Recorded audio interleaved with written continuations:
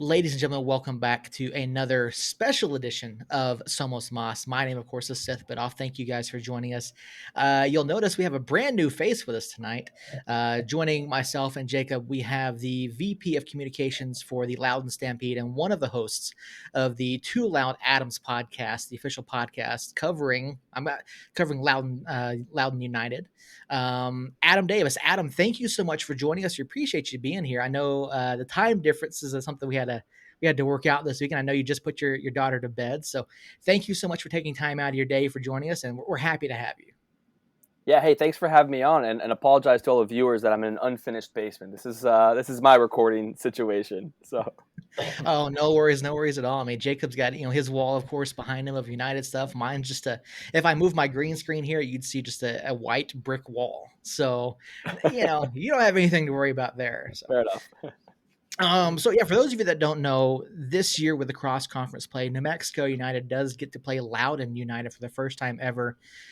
If you follow club news through the offseason, you know that one of our own, Sammy Sergi, was signed by Loudoun United this past season. So, in an effort to get to know a little bit more about the club, we invited Adam on. He graciously agreed to join us. And so, Adam, I guess my first question to you is, how did you first get involved with the Stampede, and then how did the Too Loud Adams podcast come about? Two awesome questions. So, and two separate answers, very very separate. So the inaugural season in 2019, there was just groups of fans kind of watching, in small groups in random local bars, wherever would show Loudoun United games. One of those happened to be like the official sponsor at the time for like the jersey sponsor for the team, and just sitting in this kind of like this dark bar, sitting on couches with a group of folks, and they were kind of talking about maybe getting a supporters group together. They were members of Screaming Eagles, which is the parent club for DC United's parent clubs, one of their supporters groups, and they kind of wanted to create something similar, a place for people to gather before games and hang out and also be a part of the community and kind of get involved with the team. And so I jumped into the conversation and say, hi, hi, I'm Adam. I'd like to be involved. And we've weirdly enough been adding Adams and Dougs ever since. We have a weird quota for those two names, but it's been perfect and been great. And on the Too Loud Adams podcast, that was just one of the members of the Stampede who's another Adam, of course. Just we're usually the two individuals that kind of talk through some of the communication channels that we have in the Stampede, and we're usually kind of blowing it up with stats and interesting facts and hey, look, by the way, this person got traded from here to there. Where a lot of the folks are kind of just game day fans, they don't really follow much outside of that, so they get their news from us in a sense, outside of what they may read from some DC United blog posts. And so during COVID last year, when we were all locked down and there wasn't a whole bunch going on, and the season kind of kicked back up in July, we said might as well do something with this, create a podcast, get some gear, and we've been doing it virtually. And the hope is to eventually maybe do like a live one or two in maybe in a bar or something locally. But that's how it all started right there. Yeah, I think we kind of come from the same point of view. When after the United was announced, we said, you know what, we want to get involved, we want to do something. And Jacob has been a member of the Curse. Jacob was one of the guys who helped start Somos Unidos News, a local print publication actually that started up in our inaugural season. And I started that year writing for the local ESPN affiliate and another blog, another community fan site. And so yeah, it's exploded. And one of the main differences that you mentioned it is you guys are a US or an MLS2 team. Now we know that historically the MLS2 teams aren't exactly treated well by the USL community, by the parent clubs themselves. We've seen what happened with the RGV and Houston Dynamo. What, in your opinion, do you think the MLS clubs have to do in order to fix that image of these MLS2 teams? And how does DC United handle that relationship with the Loudoun? That's an impossible question to answer, I think, at this point. I feel like most people in our like supporters groups and stuff are okay with. I kind of hate the term MLS2, even though I use it all the time. If you follow anything on Reddit, it's what everyone uses, is what everybody refers to these teams as. And some teams even have names that have literally two in them: New York Red Bulls two, Atlanta United two. Luckily, we're not that we're any better, but maybe a hair better, that we have our own brand, Loudoun United. But I don't know. There's different ways that I feel like those MLS teams can kind of communicate to their teams, like, hey, you're not just in a place that we're going to put academy kids to kind of figure out and be a landing place for, and there's going to be a balance between veteran players coming in as well. And I think that there were some signings in the offseason by Loudoun United, but with DC's purse, right, that kind of conveyed, hey, we want to do something in the USL. We don't want this just to be a place for our youth to grow. And not that that's a bad thing. We've got plenty of very talented youth. We've got Ted Cudi Pietro and Adam Lundegaard and a group of other kids, Jacob Green, some kids that are regulars now on the DC roster, Griffin Yao and Jacob Green and a few Moses Nyman, names that like obviously can play at this level, but for the most part, you kind of need that professional, playing against adults, not playing for points as they say across the pond, right? Like it needs to matter as opposed to just these scrimmages against other youth programs. And so I think the investment of money like that, kind of showing that that they care is one way to communicate, that what's happening in Loudoun matters. But it can hurt so much when we lose someone like Drew Skundrich was a big signing. That was he was a Western Conference player, played a couple of years in Sacramento. You guys might be familiar. I'm not sure if you played him, but he's a super talented, high caliber box to box midfielder that they just stole from us as a result of DC United having a ton of injuries and not being able to field the full team. And it's like the second things get rough over there, it hurt. I don't know. I think I'm the only one complaining, though. I think everybody else is very happy for him, and I'm very, very happy for Drew because he's starting tonight, the night that we're recording this. He's starting right now as well for DC, but it hurts. So I don't know how they can. Well, and I think, I think some of that MLS2 malaise, whatever you want to call it, is a little unwarranted because we've seen some MLS2 teams do well in this league. RSL won the championship. The last actual champion that we had was an MLS2 team, and we saw Red Bulls 2 do really well in this league for several years in a row. And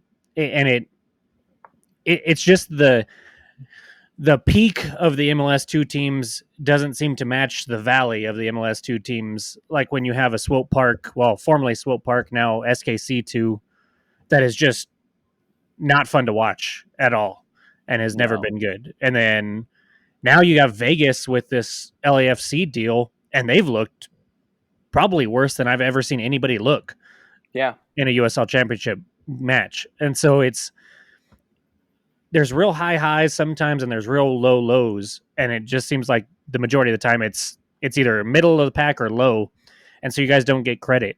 And it doesn't help when, like you said, they take a signing that you think is going to help you guys perform in the championship and move him up before you even get a chance to see what he looks like in a Loudoun kit. Yeah, and it doesn't. It kind of, I should say, it doesn't help, but it doesn't help the fact that the majority of the fans that we have that are Loudoun fans, right? We were DC United fans first and foremost. It's just that DC is no longer close. A lot of us just live out here in Loudoun County, and if you're familiar with the geographic realm of it, it's an hour and a half hike from Audi Field where DC plays. And so, but you're right though. I mean, the MLS2 teams are. New York Red Bulls 2 was a proverbial playoff making team up until last year. It was, I think, their first time under their current head coach that they didn't make.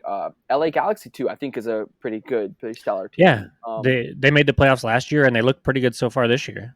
Yeah, and then you have us and Atlanta United, and we haven't made the playoffs once. And we finished last, which there's this account on Twitter called the Wooden Spoon of USL. And they harass us nonstop. It's in good humor, but it hurts. It definitely hurts. But yeah, it's tough. I don't know. So going into this year, before the Skundrich news and everything like that, did you guys have you personally, did you have hopes of possibly making a playoff run or doing some kind of damage, or is the fan base just kind of there for a good time? No, I think especially when we started seeing names. I know you said before the Skundrich, or maybe you mean before he got taken from us. Before he got taken from you guys, yeah. Yeah, I think that we brought in some significant players from overseas. I mean, we filled out our international roster spots. Those are all. We brought in Sammy. Who I know didn't play a bunch for y'all, but he's at least a veteran striker, I guess you could call him. I thought that those were signings or I think that the fan base felt that those were signings that meant we were going to go for it. They set a goal. Like the goal for the year is to make the playoffs. We lost one of our assistant coaches, and I don't know. It seemed like it was kind of coming together. We know Coach Ryan Martin kind of plays a little bit different football or soccer than most people in the U.S. play. He kind of likes the if you're familiar with the Premier League, the Marcelo Bielsa style kind of murder ball, as they call it, tactic where you've got a lot more movement on the wings and the ball being pressed around a lot. And so this new guy at DC, that was what he was going to be doing. That was what Hernan Losada was going to do. And so we thought, like, between the tactics side of things, maybe and the players, the talent coming in, absolutely. I don't think that anybody thought we were going to just sit back and do nothing. But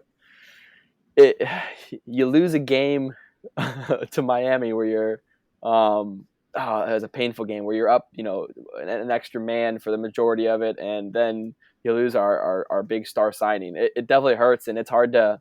I mean, it's going to take hopefully a win at against New York to kind of put a little fire under our bums again. So let me ask you this. Jacob mentioned earlier you guys had a pretty good 2019, and obviously 2020 just kind of went out the window for everybody. You mentioned the USL Spoon account, and I think we all follow them, and they're fun to get to. Now, honestly, I think if everyone had played all of their matches, I think RGV might have finished below you guys. But looking at 2020, what do you think the club has done internally to kind of rectify what happened and put a better foot forward this season? Well, the signings is number one. I think that was a big move. Just getting some of those international players in and everything, I think showed that, hey, look, we mean business. At least we want to contend. This isn't just a bunch of youth and kids playing here. But I think a part of where Loudoun struggles is getting fans to the stadium. And so one of the things that the team did really well internally is they kind of marketed their stadium a little more. They struck some deals with the big NWSL team around here, which is the Washington Spirit, and they always pack stadiums. They got a huge fan base, great supporters groups. They struck some deals with them to come out and play at the same stadium that we play at, and kind of get a little bit more on the map. They also worked with Old Glory, which is the Washington DC rugby team, get them out there. So I think that was one way that they kind of helped try to at least maybe get people out there, get people interested. But with regards to recovering from 2019, gosh, I don't know, because honestly, I don't know what went so wrong. I mean, everything went so darn wrong. It was terrible. I don't know. We kept some talented players. We lost some very talented players that are doing great things right now. That weren't performing for us toward the end of the season. Elvis Ammo, who was our leading goal scorer at one point, just wasn't performing. He wasn't there, and now he's scoring goals for RGV right now. So I have no idea. I'm sorry. I feel like I'm answering a lot of your questions as I don't know, but that's. Well, with those years from hell that teams have, a lot of it is unexplainable. It's just what can go wrong will go wrong, and I hope and pray that we at New Mexico United don't have a year like that. But yeah, we see it all the time. If you follow basketball at all, the Celtics are having one of those this year. They were supposed to be really good, and they just haven't put it together for whatever reason. And they've got talented players, they just don't. They're not performing and not gelling as a unit. So it happens sometimes. Well, hopefully it's a sometimes. Yeah. Hopefully it's not continuous. Yeah, I don't know. I sound very down on us. We're super excited, and we got our first home game coming up, and we're extremely excited to play y'all as well. You know, I think by the time the listeners and everything are going to hear this, right, that home game will be in the past, and this will be the next game up. But Mhm. we're stoked to play y'all. I mean, this is our not only the first time playing y'all, this is our first Western Conference opponent that we've ever had. So this is a huge deal for us. You know, we've never had the opportunity to kind of play outside of these small groups that we've hit, and I feel like half the teams that we were playing on a regular basis are gone now. Bethlehem Steel, and I know Charlotte is still a team, but like, aren't they potentially leaving as well? North Carolina's in USL 1. We used to play them a good amount. I mean, I don't know, it's kind of Yeah, heartbreaking. Yeah, I imagine with the Charlotte MLS squad that anything in that area as far as USL goes, it's probably going to be kind of swept under the rug a little bit. So yeah, I get that. You know, it sucks to lose those perennial opponents that you've seen. Yeah, but that is the life of a USL fan. Is there's going to be turnover for a while until they really figure out what they're going to do. Like, what are they going to do with the MLS 2 teams when all is said and done? Are they going to be in the USL Championship? Are they going to be forced down? Are they going to have their own league? Like, we don't know. So until then, we just gotta play who's in front of us, as they say. And I think that this year, what the league did, being able to open up clubs to play other conferences and play teams from the East and teams from the West, depending on where you're at, is a good way for us to learn more about the league as a whole. Because I don't know about you guys, Adam, but we've followed the Western Conference pretty religiously. But the Eastern Conference, it's like, okay, yeah, we know a Tampa, we know a Lou City, we know Miami came in last year, and yeah, well, that they don't really count. So, That's true. yeah, I know. but they haven't done a ton. No, they're a development squad. That's what they are. so Yeah, this is actually forcing us to be like, okay, Loudoun. Like we mentioned earlier that we had a player leave here, Sammy Sergi, who we signed him last year as a rookie, and he had a great preseason, and then he didn't play for us hardly at all, and we didn't know why, and it didn't come out until after the season that he had a heart condition that he was dealing with last year, oh wow, and that's why he couldn't play. So, but he got that under control, and he seems healthy. I saw that he was in the starting lineup for you guys for Miami, and so you guys are definitely a team that, even if we weren't playing you, just because we have a former player over there, is a team that I was definitely going to keep an eye on. So I'm excited for that, and I think that the club should do more of this Eastern Western Conference crossover stuff during the regular season, just to get the whole league built up. Because you have clubs like Lou City that are huge, but they don't know anything about maybe New Mexico, because we're a poster child for the USL apparently. Which I was going to ask you, everybody else seems to hate us in the USL. All the other fan bases can't stand us. But you guys came in the same year that we did in 2019, so you guys don't have the history that everybody does with the FC Cincinnati or a Phoenix Rising fan base that can be kind of obnoxious. So I'm assuming you don't have any ill will towards us since you came on. no, none at all. I will say, you guys are one of the poster children, as you say, for the USL. I mean, and I completely get. We don't do a lot of research on the Western Conference stuff, Exactly. so your lack of knowledge on the Eastern side makes complete sense. Other than we know about y'all, because you're one of the teams. You guys know about. You said Tampa. Tampa's one of the teams that USL loves to talk about. If you listen to what's the podcast? Steal some time. Yep. Yeah. They love Tampa. Even when Tampa's doing bad, they think Tampa's going to win everything. It turns out last year they did almost. And they're in Tampa. The USL is based in Tampa, so sure. So that's probably part of that. Yeah, and they're talking a lot of Miami now. They like Lou City. Lou City's an amazing franchise. Stole an amazing player from us, which is so heartbreaking. They have their teams in the Eastern Conference. You've heard of them, but no, we've no ill will. We not that we don't care. We respect y'all because we know that y'all are one of the big kids in the league. But no, there's no ill will whatsoever.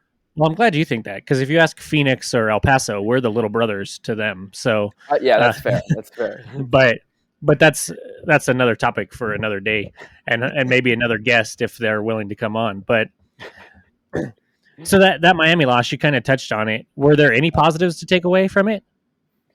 Yes. And I even had a whole list.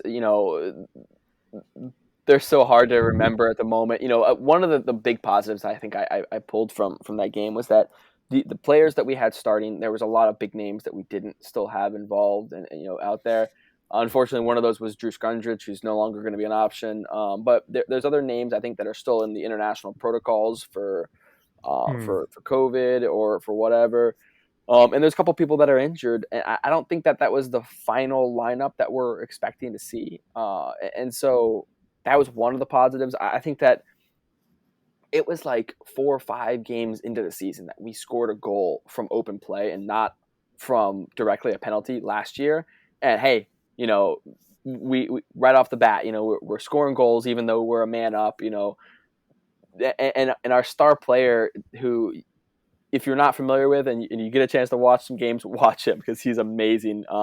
His final touch is a little rough, but his name's Kairu Amustafa. He's a super talented, very, very fast winger from Niger, and he's picking up right where he left off. Last year we had this player who finished the season strong in 2019, Aliona Ndor, and he just never really found his footing again in 2020. But this year it's like the players that were firing toward the end of last year are firing again, right now. Already But good.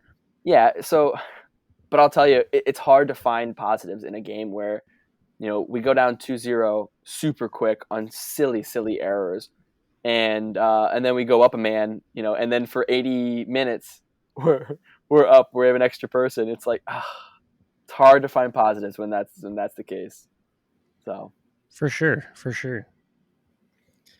So I tried to do some research on Loudoun before we came on air here, and I don't know what's going on with the USL Championship teams this year, but there's quite a few clubs that either don't have updated rosters on their own websites, they don't have a Wikipedia page up, and there's no preseason information out there for a lot of these guys.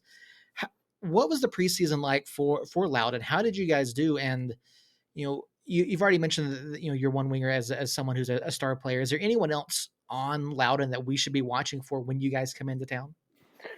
Oh man, those are all, you guys like multiple, like compounding questions. Let's see if I can remember all that. So preseason wise, it was a lot of closed doors action. We didn't see a whole ton of what was going on, and we played a couple of teams. Some games got canceled. There was a Richmond Kickers game that got canceled.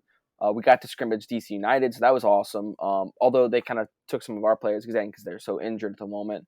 But it was mostly closed doors. That's why you're not seeing a lot of information. We didn't see a lot of we couldn't watch. We couldn't even follow. We saw it via Twitter. I mean, it was kind of unfortunate. We even had a preseason scrimmage after our home opener against Philly Union 2, who's now in the they're no longer in the USL, right? They're in the MLS Reserve Reserves. League. Yeah, which is a whole other, looming threat for teams like us. To either find our own identity or maybe join that and leave the adult league. But I don't know. There wasn't a whole ton that happened. I mean, it was we performed well. We had a couple wins, couple losses. We leaked a lot of goals, a lot of goals. But I think that was also a result of like a lot of our big names.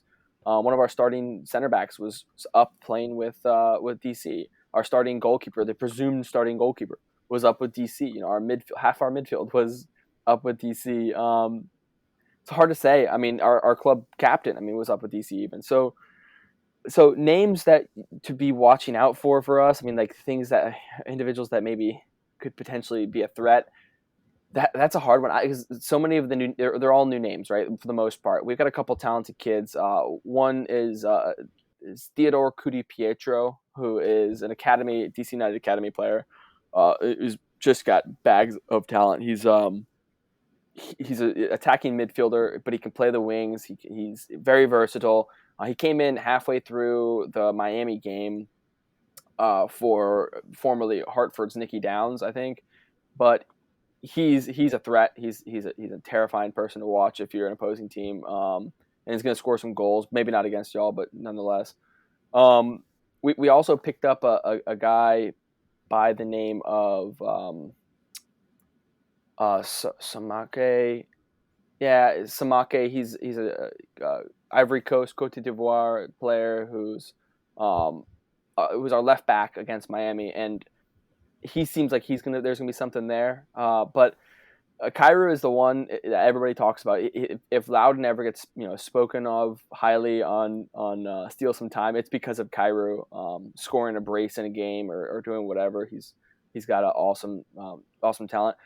We also got two individuals who came on loan from the same team in Venezuela. I think I'm pulling this all off my head now, but one of them, it was highly scouted by a couple of MLS teams, and somehow we landed him. I think with the hopes of eventually going to DC, but that's one of the positives, right, of being an MLS2 team is getting folks like that. But his name is Dar Luis Paz. I think that he's someone that if he gets on the field against y'all, he could certainly disrupt, but kind of a left wing, maybe center forward kind of individual. But yeah, Nice. How hands-on is DC United with Loudoun? I mean, obviously we see how Houston Dynamo kind of manhandled RGV the past couple years, and we see what uh, LAFC is doing right now with the Lights. Is it that bad with DC United, or are they pretty much, or do they stay fairly hands-off, or it's all behind closed doors, so it's hard to say. They do a really good job of making it seem like they're hands off. That it's its own entity. Loudon exists on its own, but it's very obviously not. Decisions like the Scundridge deal, taking other folks, which you got to be excited for kids like Jacob Green, going up and getting opportunities. But folks like maybe that aren't starting or playing on a regular basis, not playing between or whatever. I would say they're pretty darn hands on. The biggest news I think that got kind of glossed over in a sense is that we have our first ever general manager, right? So like one of the things about being an MLS2 team is the management and all the staff and everybody can just be DC United folks who are kind of like taking like a deployment of sorts, to Loudoun, right? They're going to go do their year or two there, and because of that, we've had a ton of turnover, right? We've had from the staffing perspective, everyone from ticket sales to operations, the management side. Generally speaking, they do a year or so. We've had one individual who has been she's worked her way up and now runs a lot of the operations and whatnot, but who's been a stellar and super help to the supporters groups and fans and to everybody. But other than her, I mean, it's been kind of a rotating door, more or less. And that tells me that maybe we're a second thought, that maybe, they're just kind of putting folks out there as they work their way through the DC United ladder. And I would imagine that if that's the case with the staff, it's probably the case with players, as well. So I think that once or twice a week, they're probably training with the DC team, if there's time allowing. So if that's the case, I mean, they see some folks they want to poach, they're going to do it. That's the way it's going to be. Did you follow the USL at all before Loudoun came to be? Yes, but not very strongly. I love soccer, and I always kind of loved the idea of maybe a promotion relegation system. So I didn't follow it enough to understand why that couldn't happen until Loudoun came about, and it was like a very glaring, obvious like why it can't happen, or at least not yet. But no, not intensely. I would watch playoffs essentially. So. All right. Jacob, got any more questions for Adam? If not, then we'll give Adam the opportunity to ask. We've been asking all these Loudoun United questions. We'll give Adam the opportunity to ask us about New Mexico United. Yeah, go ahead, Adam. I got nothing left. Man. Gosh, I didn't come with any questions prepared. I guess I could ask you what kind of season do you guys think you're gonna have? Is this gonna be? Unfortunately, all of our opponents are maybe with the exception of Colorado, because I believe that they had a bit of a rough year last year, but all of our opponents are like proverbial playoff teams, right? It's massively unfortunate. We've got everyone from, well, at least Hartford at least had a good year last year, but Tampa, we've got y'all, we've got RGV not, but they're starting off right now in first place in their little division. So, right, I think so. Yeah. Are they? Yeah. So they. Mhm. What are y'all's expectations? Are you guys thinking like you guys have a chance at running the table, doing the big one? Is that the hopes? I th- I think so. I think me and Seth are both somewhat on the same page. We made a lot of signings for players that were made to come in and make an impact and elevate us to another level. And you look at what we had to go through last year, playing every game on the road and still making the playoffs and keeping the majority of our core intact. We lost Chris Wehan to Orange County, but other than that, we didn't lose a ton. We lost Cody Mizell really, really late in the preseason process as he went to NYCFC to be one of their backups. But the club has done good to replace those guys and bring in more talent around them. I think part of our problem last year was on the attack.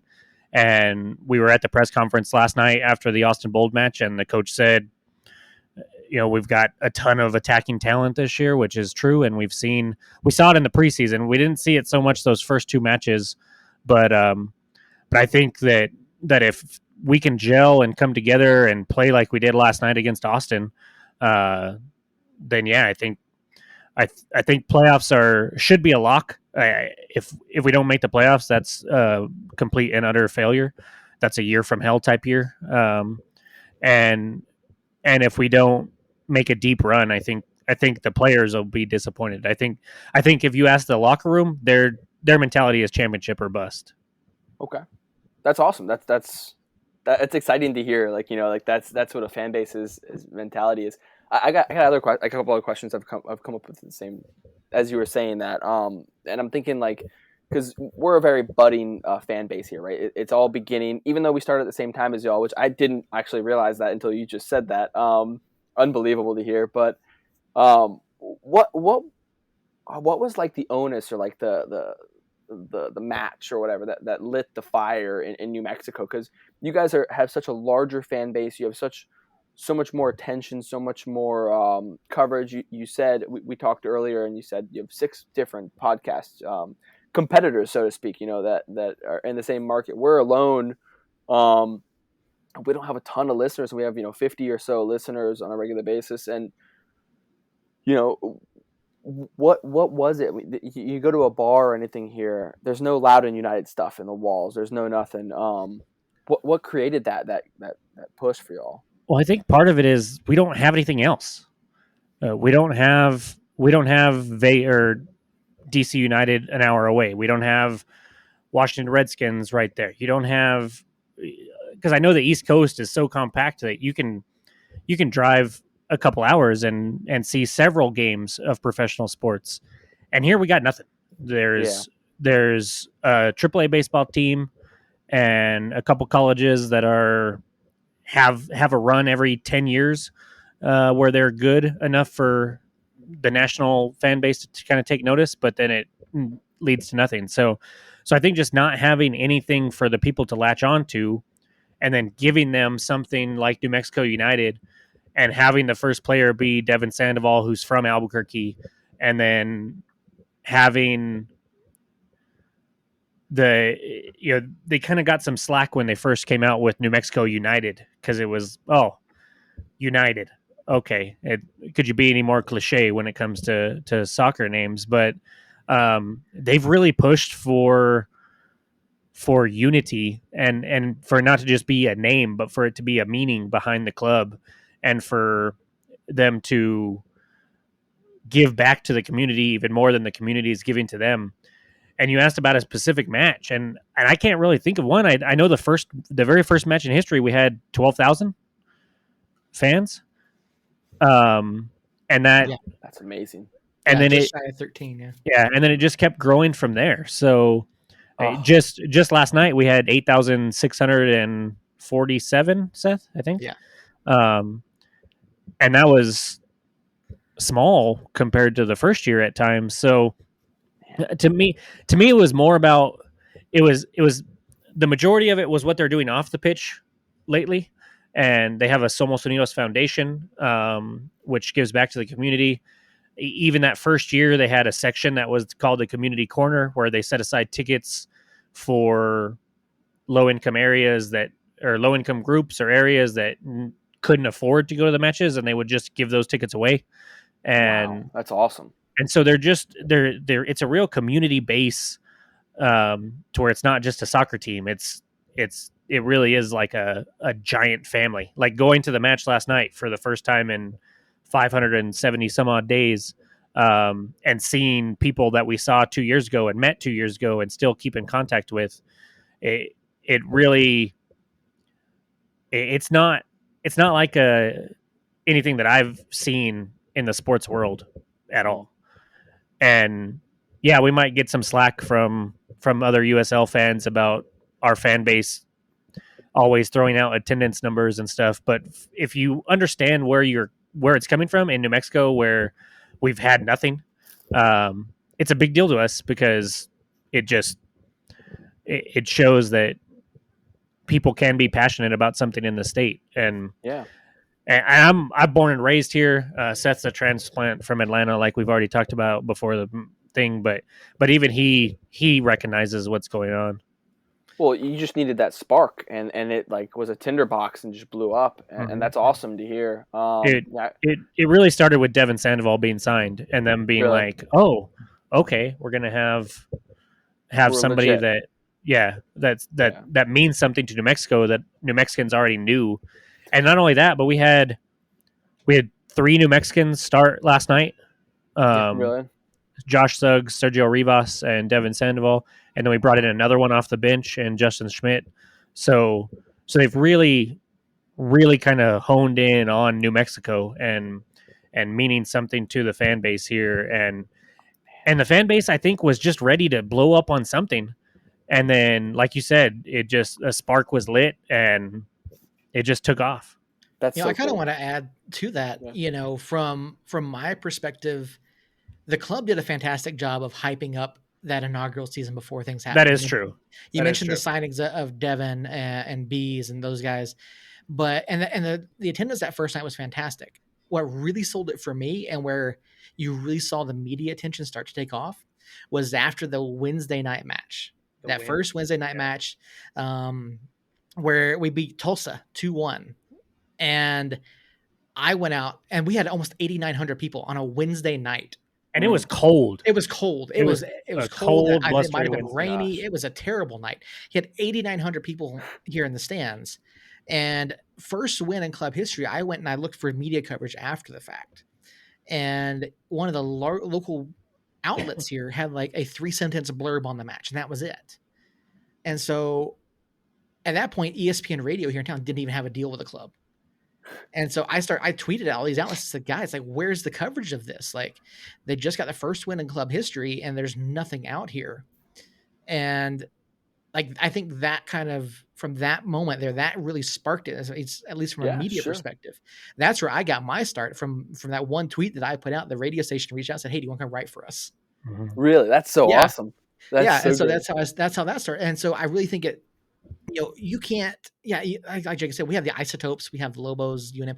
We've got a couple other like indoor soccer teams. We got the Duke City Gladiators, indoor arena football league. None that are 10,000 people sitting together, Nothing like that. That's and so awesome. For them to pack the stadium the way that they did that first year, I mean, we have over 15,000 people for Cinco de Mayo. And the stadium, the capacity is 13,000 basically, and so it just, the club has been so involved in the community, and they've been so vocal about what they want to do. They have the internships, they're bringing people in, give them pathways to coaching, pathways to working in professional sports. And they do so much outreach that I don't think you can go anywhere in the state now without seeing the crest somewhere. Oh, that's so awesome. That's so awesome. And to go back to what Seth was saying about media coverage, it was how I got to start too.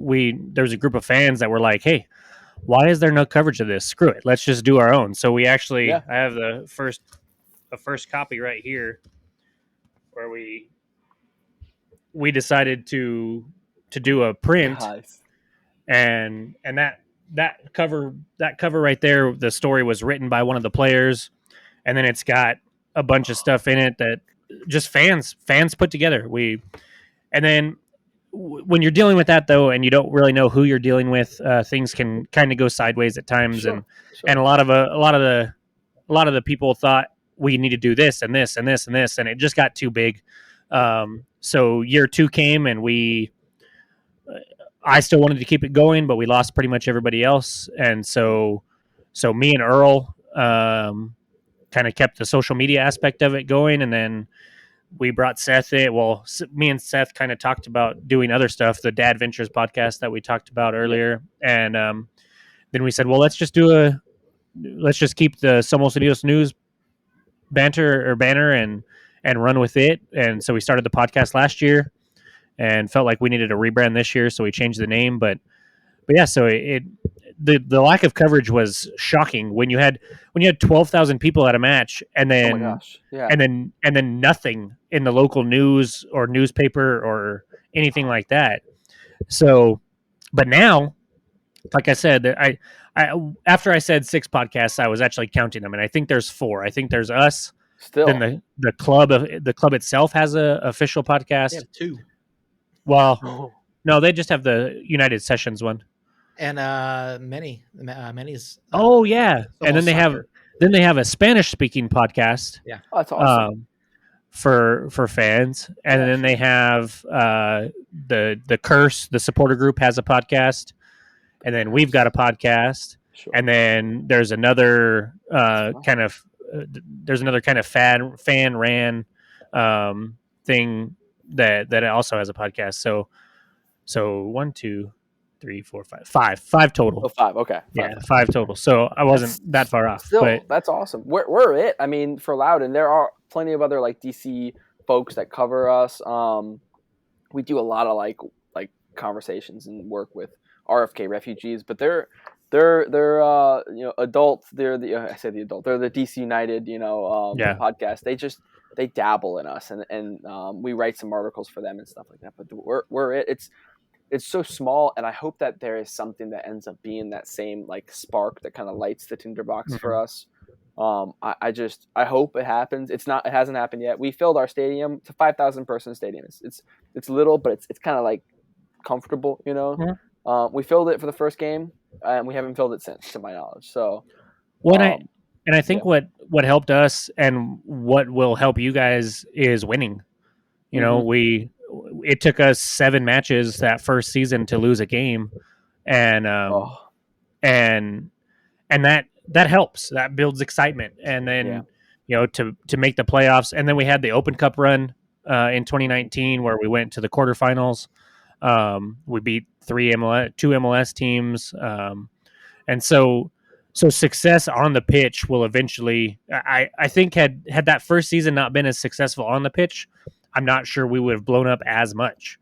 So, and maybe because of the community stuff, but for you guys, with having so much competition there for everybody's attention, it's got to be a product on the pitch that actually gets people's attention and keeps it. Well, hopefully we have it here soon. I'll tell you, for your listeners and for you all as well, a reason to watch us and to make us your Eastern Conference team is not only Sammy, as you guys mentioned, but I was going to mention Sammy, but the Sammy piece, he's not only a former player of y'all, he's from our area, so like he's got a cool story to him. You know, he went to high school in Ashburn, which is like right here where the stadium's at.